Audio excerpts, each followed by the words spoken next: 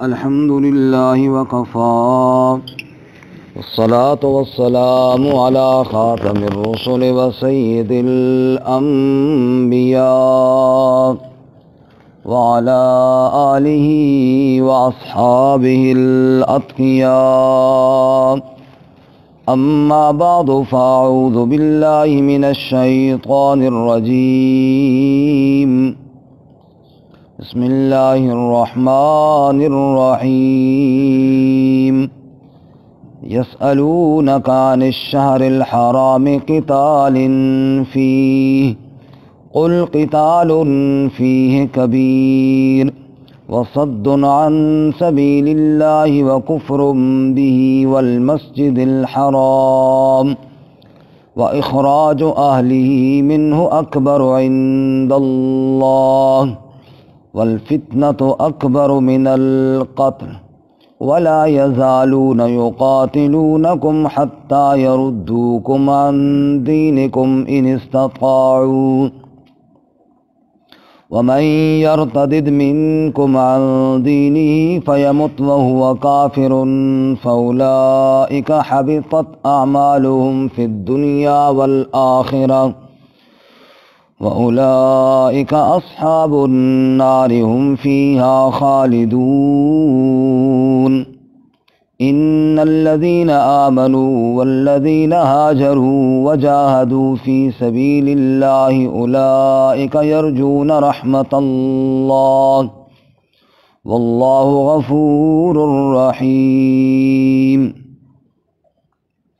يسألونك سوال کرتے ہیں آپ سے عن الشہر الحرام حرمت والے مہینوں کے متعلق قتال فی لڑنا کیسا ہے ان میں قل قتال فیہ کبیر آپ کہہ دیجئے کہ ان میں لڑنا کبیرہ گناہ ہے وصد عن سبیل اللہ اور روکنا اللہ کی راہ سے وَكُفْرٌ بِهِ اور کفر کرنا اس کے ساتھ والمسجد الحرام اور روکنا مسجد حرام سے وَإِخْرَاجُ أَهْلِهِ مِنْهُ اور نکالنا اس کے اہل کو اس میں سے اکبر عند اللہ یہ بہت بڑا گناہ ہے اللہ کے ہاں والفتنة اکبر من القتل اور فتنہ تو بہت بڑا ہے قتل سے بھی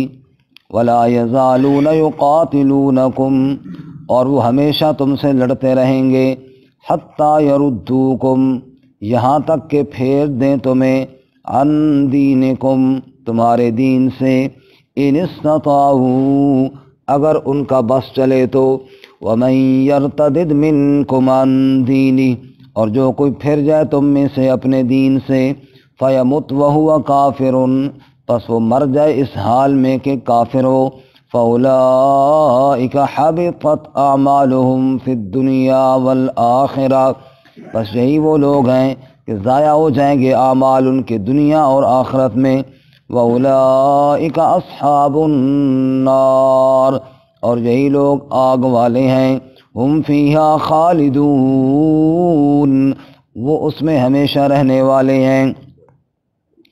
ان الذین آمنوا بے شک وہ لوگ جو ایمان لائے والذین ہاجروا اور وہ لوگ جنہوں نے ہجرت کی وجاہدوا فی سبیل اللہ اور جہاد کیا اللہ کی راہ میں اولئک یرجون رحمت اللہ یہی لوگ امید رکھتے ہیں اللہ کی رحمت کے واللہ غفور الرحیم اور اللہ تعالی بخشنے والا رحم کرنے والا ہے.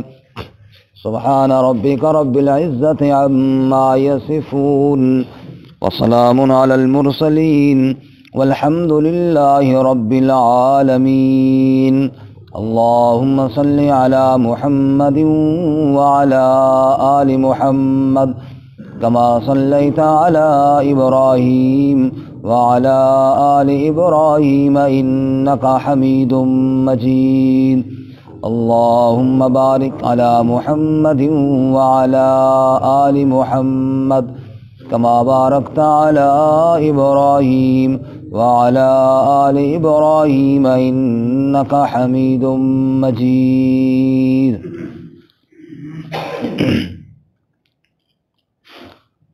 معزز سامعین، سورۃ البقرہ کا 27واں رکوع آیت نمبر 217 اور 218 آپ کے سامنے تلاوت کی ہیں. اللہ رب العزت ان کے مطابق صحیح بیان کی توفیق عطا فرمائے اور ہمیں قرآن و سنت پر عمل کرنے کی توفیق عطا فرمائے. گزشتہ سبق میں آپ حضرات نے سنا کہ اللہ تعالیٰ نے قتال فی سبیل اللہ کا حکم ارشاد فرمایا اور فرمایا کہ تمہارے اوپر قتال لکھ دیا گیا ہے، لازم کر دیا گیا ہے، اگرچہ تمہیں مشکل لگتا ہے اور ناپسند ہے، لیکن تمہاری پسند اور ناپسند کا اعتبار نہیں، اصل میں تو اللہ تعالیٰ کا حکم ہے، اور جو چیز شاید کہ تم ناپسند سمجھو وہ بہت بہتر ہو تمہارے لیے، اور جس کو تم بہتر سمجھو وہ تمہارے لیے بہتر نہ ہو، کیونکہ واللہ یعلم وانتم لا تعلمون، اللہ تعالیٰ ہی جانتا ہے اور تم جانتے نہیں ہو. آج کے سبق میں حرمت والے مہینوں میں لڑنے کے بارے میں چند احکامات بیان فرمائے ہیں. یہ بات یقیناً آپ کے علم میں ہے کہ حرمت والے مہینے 4 ہیں. حرمت والے مہینے 4 ہیں اور ان کو یاد کرنے کا آسان طریقہ یہ ہے کہ ایک حج والا مہینہ جس کو ذوالحجہ کہتے ہیں، ایک اس سے پہلا اور ایک اس کا بعد. اس سے پہلے ذوالقعدہ کا مہینہ ہے اور اس کے بعد محرم کا مہینہ ہے. تو یہ 3 مہینے تو اکٹھے ہو گئے کہ ذوالقعدہ، ذوالحجہ اور محرم، اور ایک الگ ہے وہ رجب ہے. یہ 4 مہینے حرمت والے ہیں، اور جب سے اللہ تعالیٰ نے کائنات بنائی ہے تب سے ان کی حرمت موجود ہے. سورۃ التوبہ میں ہے ان عدت الشہور عند اللہ 12 شہرا فی کتاب اللہ یوم خلق السماوات والارض منہا 4 حرم. جب سے اللہ تعالیٰ نے کائنات بنائی مہینے اللہ نے 12 بنائے، اور ان میں سے اللہ تعالیٰ نے 4 کو حرمت والا مہینے قرار دیے.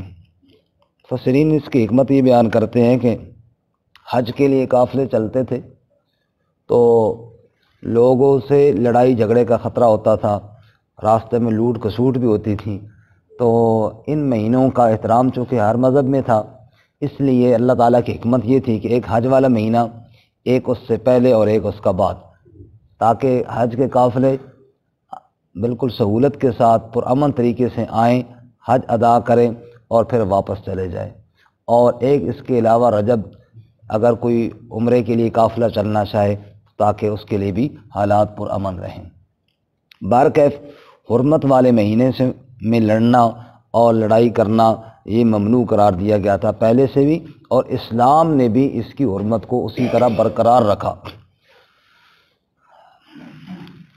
اس آیت کے شان نزول میں ایک واقعہ مفسرین یہ لکھتے ہیں کہ وادی نخلا میں، نخلا کے مقام پر مسلمانوں کا مشرکین سے مقابلہ ہوا، لڑائی ہوئی، جہاد ہوا، اور اس قتال میں ایک کافر مارا گیا. جس دن وہ کافر مارا گیا اس دن رجب کی پہلی تاریخ تھی، جبکہ مسلمانوں کے ذہن میں یہ تھا کہ ابھی جمادی الثانی کی آج آخری تاریخ ہے، 30 کا مہینہ ہے، اور اتفاقاً وہ مہینہ 29 کا تھا. دوسرے دن رجب کی پہلی ہو گئی، جبکہ مسلمانوں کے ذہن میں یہی تھا کہ ابھی رجب تو کل شروع ہوگا. بلکہ اس کو مار ڈالا، وہ مارا گیا اس قتال میں، اور قتال میں تو کافر مارے جاتے ہیں. اب مشرکین رسول اللہ صلی اللہ علیہ وسلم کے پاس آئے اور کہنے لگے کہ حرمت والے مہینوں میں لڑنا کیسا ہے؟ تو آپ نے فرمایا وہ تو ٹھیک نہیں ہے. کہا تمہارے ساتھیوں نے کیوں پھر لڑائی کی ہے؟ اس پر یہ آیت نازل ہوئی یسألونک عن الشہر الحرام قتال فی، جس میں بتایا گیا کہ ٹھیک ہے حرمت والے مہینوں میں لڑنا ٹھیک نہیں ہے، یہ حکم اپنی جگہ پر بجا ہے، لیکن تم جو کرتوت کرتے ہو وہ تمہیں یاد نہیں ہے. ایک غلطی سے اگر جہاد کے دوران، اور وہ بھی یہ سمجھ کر کہ ابھی رجب کا مہینہ شروع نہیں ہوا، اگر ہوا ہے لڑائی مسلمانوں سے، قتال ہو گئی ہے، وہ تمہیں بڑا یاد آتا ہے، اور خود کیا کچھ ظلم تم نے نہیں کیا، اور تم نے اللہ کی راہ سے روکا اور تم نے اللہ کے ساتھ کفر کیا اور تم نے حرم کی حدود کو بھی پامال کیا اور حدود حرم کے تقدس کا بھی تم نے خیال نہ کیا اور تمہیں اپنی ساری بے ادبیاں اور جو کچھ تم کرتے ہو وہ تمہیں یاد نہیں ہے اور ایک واقعے کا بہانہ بنا کر مسلمانوں پہ اعتراض کرنے آ گئے ہو۔ تو اس آیت مبارکہ میں گویا کہ اللہ تعالیٰ نے مسلمانوں کو تسلی دی ہے۔ یسألونک عن الشہر الحرام، سوال کرتے ہیں آپ سے حرمت والے مہینوں کے متعلق۔ فرماتے ہیں حرمت والے مہینوں کے بارے میں آپ سے سوال کرتے ہیں قتال فی، کہ ان میں لڑنا کیسا ہے۔ قل، آپ فرما دیجئے قتال فیہ کبیر، اس میں لڑنا کبیرہ گناہ ہے، بڑا گناہ ہے، اس میں تو کوئی شک نہیں، یہ درست ہے بات۔ لیکن اگر انہوں نے مار ڈالا تو یہ کئی وجوہات سے ٹھیک کیا انہوں نے۔ پہلی وجہ وصد عن سبیل اللہ، روکنا اللہ کی راہ سے۔ تم جو کام کرتے ہو حدود حرم میں تم ٹھیک کرتے ہو، تم لوگوں کو اللہ کی راہ سے روکتے ہو، اللہ کی نبی صلی اللہ علیہ وسلم سے روکتے ہو، اور اللہ کی راہ سے روکنا یہ کوئی معمولی جرم ہے؟ تم وہ بدبخت لوگ ہو کہ تم نے منصوبے بنائے اور تم نے مشورے کیے کہ حج کے موقع پہ کیسے لوگوں کو اللہ کے نبی صلی اللہ علیہ وسلم سے دور رکھا جائے، اور انہوں نے یہاں تک کیا کہ جو بھی باہر سے قافلہ آئے رات کو پہلے اس کے پاس مکہ سے باہر جا کر ملیں اور اس کو بتائیں کہ مکہ میں محمد صلی اللہ علیہ وسلم نام کے نعوذ باللہ ایک شخص ہیں اور ان کے قریب نہیں جانا کیونکہ ان کا جادو چل جاتا ہے۔ انہوں نے لوگوں کو بتایا، اور اللہ تعالیٰ کا بھی عجیب ہی نظام ہے کہ شاید کوئی پہلے مکہ میں آتا اور نبی صلی اللہ علیہ وسلم سے ملے بغیر چلا جاتا۔ جب انہوں نے پیغام آگے پہنچایا، ہر ایک بندے کے دل میں جستجو پیدا ہوئی کہ یار اس محمد صلی اللہ علیہ وسلم کو دیکھوں تو صحیح، جس کو یہ کہتے ہیں جادوگر ہے اور جس کو یہ پتہ نہیں کیا سے کیا کہتے ہیں، دیکھوں تو صحیح اس کو۔ جب رحمت کائنات صلی اللہ علیہ وسلم کو ایک آنکھ دیکھ لیتا تو دل گواہی دیتا کہ یہ چہرہ کسی جھوٹے کا چہرہ نہیں ہو سکتا، یہ جادوگروں کے چہرے پہ تو نحوست ہوتی ہے، اور آپ صلی اللہ علیہ وسلم کے چہرے اقدس پر جو اللہ تعالیٰ کی برکتیں اور رحمتیں چمک رہی ہوتی تھی۔ تو پھر اگر آپ کی گفتگو بھی سن لیتا تو بس سمجھ جاتا کہ جھوٹے اصل میں وہ ہیں، یہاں تو صرف سچ ہی سچ ہے۔ تو بارکہ فرمایا تم جو کام کرتے ہو تمہیں وہ یاد نہیں ہے، وصد عن سبیل اللہ، تم روکتے ہو اللہ کی راہ سے، وہ تھوڑا گناہ ہے۔ وکفر بہ، اور اللہ کے ساتھ کفر کرتے ہو، جس نے نطفے سے انسان بنایا اسی اللہ کے حرم میں رہتے ہوئے رب کے ساتھ کفر کرتے ہو، وہ جرم تمہیں نظر نہیں آتا۔ والمسجد الحرام، اور نمبر 3، پہلے یعنی اللہ کی راہ سے روکنا، دوسرا کفر کرنا، اور نمبر 3 والمسجد الحرام، لوگوں کو مسجد حرام سے روکنا۔ اللہ کے رسول صلی اللہ علیہ وسلم اپنے گھر سے بیت اللہ کی طرف تشریف لے جاتے نماز کے لیے، عبادت کے لیے۔ ابو جہل راستے میں کھڑا ہو جاتا اور آپ سے پوچھتا آپ کہاں جا رہے ہو؟ جی میں بیت اللہ جا رہا ہوں۔ نہیں آپ نہیں جا سکتے، آپ کو جانے نہیں دیتا، وہاں سے واپس کرتا۔ اور سورۃ علق میں فرمایا ارأیت الذی ینہی عبدا اذا صلی، آپ نے دیکھا نہیں اس بدبخت کو جو روکتا ہے بندے کو جب وہ نماز پڑھنے کے لیے جاتا ہے۔ میرا بندہ جب جاتا ہے نماز کے لیے تو یہ آگے کھڑا ہو کر مسجد میں نہیں گھسنے دیتا، مسجد میں داخلہ منع کرتا ہے۔ فرمایا وصد عن سبیل اللہ وکفر بہ والمسجد الحرام، مسجد حرام سے روکنے والو، تم کس منہ سے کہتے ہو کہ جناب فلاں تم نے بڑی غلطی کر دی ہے اور تم نے بڑا حکم اللہ کا توڑ دیا ہے، تمہیں خود نظر نہیں آتا کہ تم نے کتنے احکامات الہیوں کو توڑ دیے؟ آگے فرماتے ہیں اخراج اہلہ منہ اکبر عند اللہ، اور مسجد والوں کو مسجد سے نکالنا، واخراج اہلہ، مسجد کے جو اہل ہیں ان کو مسجد سے نکالنا۔ اور مسجد کے اہل کون تھے؟ حضرت محمد الرسول اللہ صلی اللہ علیہ وسلم اور آپ پر ایمان لانے والے۔ کیوں کہ مسجد حرام جو بیت اللہ ہے یہ توحید کا مرکز ہے، اور توحید کے پاسبان تھے حضرت محمد الرسول اللہ صلی اللہ علیہ وسلم، اور اللہ کے نبی صلی اللہ علیہ وسلم کو وہاں روکتے اور خود جناب شرک کرتے، وہاں بت رکھ کے ان کی پوجا کرتے، تو یہ تو خود آل ہی نہیں ہے۔ جیسا کہ سورۃ التوبہ میں اللہ نے فرمایا ما کان للمشرکین ان یعمروا مساجد اللہ شاہدین علی انفسہم بالکفر، فرمایا مشرکوں کے لیے کوئی مناسب ہی نہیں ہے کہ وہ میری مسجدوں کو بنائیں اور ان کا آباد کریں. کیوں؟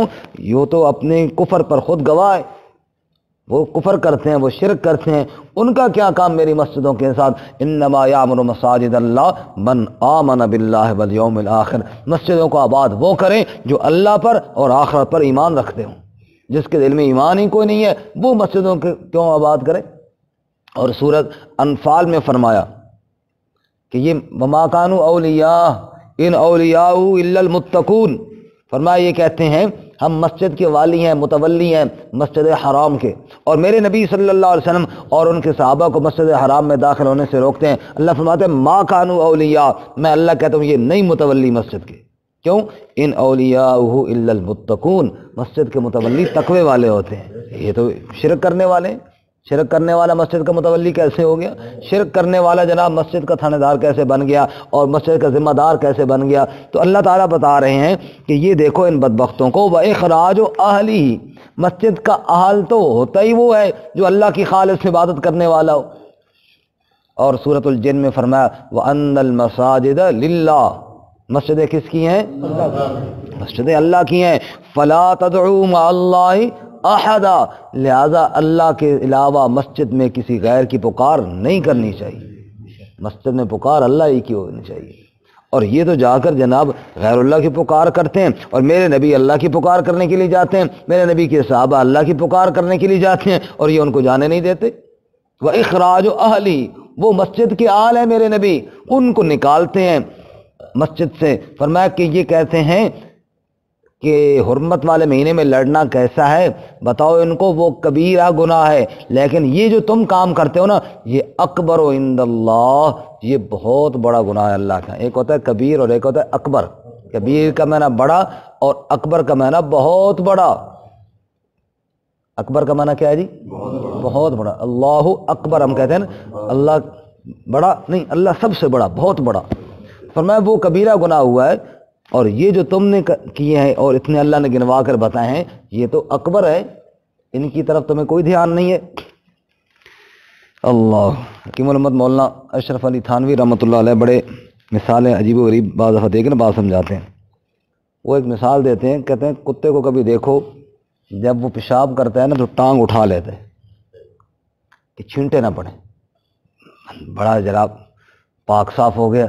اور جب فارغ ہوتا ہے تو پھر وہ پیشاب کو نا زبان کے ساتھ بعض دفعہ چاٹ رہا ہوتا ہے.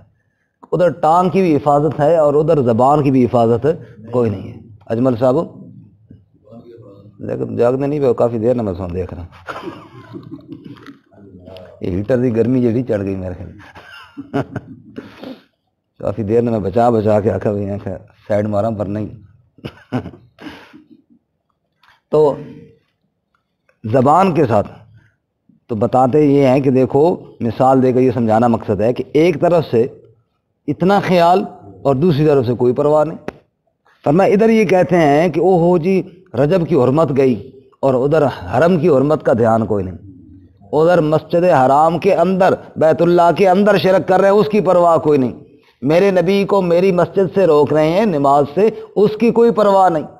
اور جناب اس سے آگے اللہ فرماتے ہیں والفتنۃ اکبر من القتل، اور فتنہ یہ قتل سے بھی بڑا گناہ ہے. فتنہ کا ایک معنی مفسرین بیان کرتے ہیں، یہاں پہ فتنے سے مراد کفر و شرک کا فتنہ. کفر و شرک، رب کی دھرتی پر رب کے ساتھ کفر کیا جائے.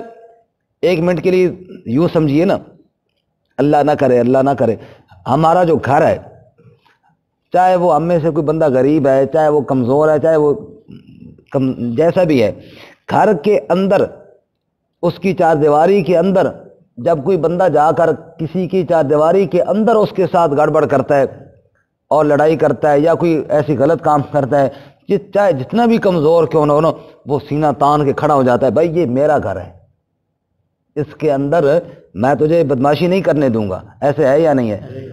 بے شک بندہ کمزور کیوں نہ ہو، بے شک مرنے مارنے پر آ جاتا ہے بھائی یہ چار دیواری، حتیٰ کہ اپنا ذاتی بھی نہ ہو، کرائے پہ رہتا ہوں لیکن پھر بھی یہ چار دیواری میری ہے. جب ہم چھوٹے سے اپنے گھر میں کسی اور کو اپنی من مانی نہیں کرنے دیتے، رب کہتا ہے میری دھرتی پہ رہتے ہوئے، میرا کھاتے ہوئے پھر شرک کرتے ہو اور پھر کہتے ہو جناب ہم ٹھیک بھی کر رہے ہیں. اس لیے اللہ تعالیٰ نے فرمایا شرک سب سے بڑا گناہ ہے، کیونکہ یہ رب کی دھرتی پر رہتے ہوئے، رب کی دھرتی کے اندر رہتے ہوئے، اور پھر جناب اللہ تعالیٰ کی غیرت کو یوں للکارنا۔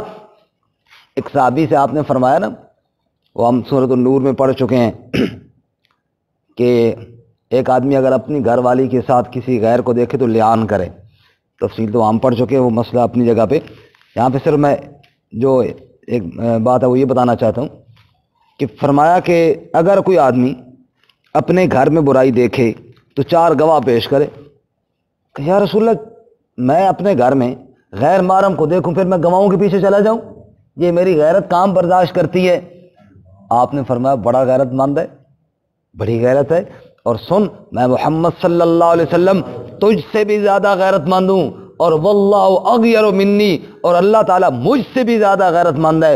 جب ہم اپنی عزت میں کسی غیر کو نہیں دیکھنا برداشت کرتے، رب بھی اپنی عبادت میں کسی غیر کو برداشت نہیں کرتا۔ والفتنۃ اکبر من القتل، اللہ فرماتے ہیں رجب کا تمہیں خیال تو بڑا آتا ہے، اور یہ جو تم کرتے ہو میری دھرتی پر رہ کر میرے ساتھ کفر و شرک کرتے ہو، یہ تمہیں نظر نہیں آتا؟ والفتنۃ اکبر من القتل، یہ تو قتل سے بھی بڑا گناہ ہے۔ باقی اب آگے اللہ اہل ایمان کو کہتے ہیں باقی یہ جو لوگ ہیں نا، ان کا تو مشن ہی تمہارے ساتھ عداوت اور دشمنی، تم نرمی پھر کر جاؤ گے، اور یہ بے ایمان کبھی تمہارے حق میں نرم ولا یزالون یقاتلونکم، اور وہ ہمیشہ تم سے لڑتے رہیں گے، کب تک؟ حتی یردوکم عن دینکم، جب تک وہ تمہیں تمہارے دین سے پھیر نہ دیں۔ ان کے نزدیک کوئی نہیں، وہ خود اگر مارتے نا تو پھر رجب کیا، پھر محرم کیا، پھر جو بھی حرمت والا مہینہ ہو، انہوں نے اس کا خیال نہیں کرنا، وہ چاہتے ہیں تم پابندی کرو اور ہم جو مرضی ہماری کریں، وہ تو ہم سے لڑتے رہیں گے، اور ان کی یہ خواہش ہے حتی یردوکم عن دینکم ان استطاعوا، اگر ان کا بس چلے تمہیں تمہارے دین سے پھیر دے، وہ چاہتے ہیں کہ دین اسلام سے پھر جائیں، لیکن یہ کام تم نے ہرگز نہیں کرنا۔ کیوں؟ وَمَن يَرْتَدِدْ مِنْكُمْ عَنْ دِينِهِ، کیونکہ جو دین سے پھر جائے، مرتد ہو جائے، ارتداد پھر جانا، جو کوئی دین سے پھر جائے، فَيَمُتْ وَهُوَ كَافِرٌ، اور پھر کفر پر اس کی موت آ جائے، اللہ تعالیٰ نہ کرے، اللہ ہماری حفاظت فرمائے، تو فَأُولَٰئِكَ حَبِطَتْ أَعْمَالُهُمْ فِي الدُّنْيَا وَالْآخِرَةِ، ایسے بدبخت کے اعمال ضائع ہو گئے دنیا میں بھی اور آخرت میں بھی۔ دنیا میں ضائع ہو گئے، فرمایا کہ جیسے ایک آدمی کافر ہو اور ایمان قبول کرے تو جتنے بھی اس کے کفر میں کیے ہوئی بدعمالیاں، جو بھی گناہ تھے، جو ہی ایمان قبول کیا سارے وہ غلطیاں اس کی معاف ہو گئی، اور اگر اللہ نہ کرے کوئی اہل ایمان میں سے کوئی مرتد ہو جائے، جو ہی کفر کیا سارے نیک اعمال ضائع ہو گئے، سارے نیک اعمال برباد ہو گئے، سب ضائع ہو گئے، اللہ کے ہاں اس کی کوئی حیثیت نہیں رہی۔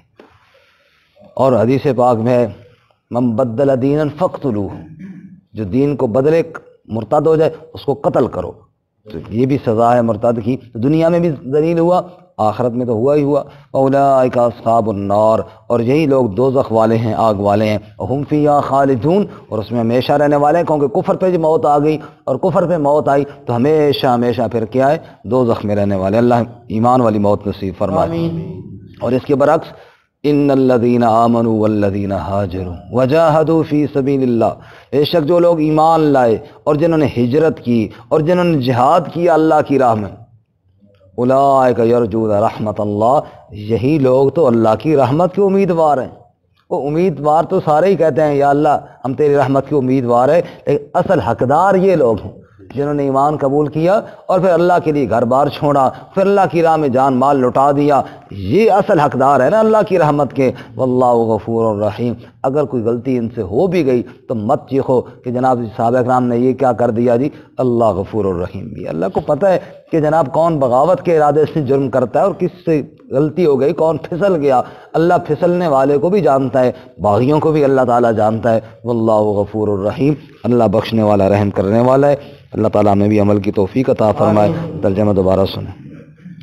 یسألونک عن الشہر الحرام قتال فی، سوال کرتے ہیں آپ سے حرمت والے مہینے کے بارے میں، لڑنا کیسا ہے اس میں، قل قتال فیہ کبیر، آپ کہہ دیجئے لڑنا اس میں کبیرہ گناہ ہے، وَصَدٌّ عَن سَبِيلِ اللَّهِ اور روکنا اللہ کی راہ سے، وَكُفْرٌ بِهِ اور کفر کرنا اس کے ساتھ، وَالْمَسْجِدِ الْحَرَامِ اور روکنا مسجد حرام سے، وَإِخْرَاجُ أَهْلِهِ مِنْهُ أَكْبَرُ عِندَ اللَّهِ اور نکالنا اس کے آل کو وہاں سے بہت بڑا گناہ ہے اللہ کے ہاں، والفتنۃ اکبر من القتل اور فتنہ تو بہت بڑا ہے قتل سے بھی، ولا یزالون یقاتلونکم اور وہ تو ہمیشہ تم سے لڑتے رہیں گے، حتی یردوکم عن دینکم یہاں تک کہ پھیر دیں تمہیں تمہارے دین سے،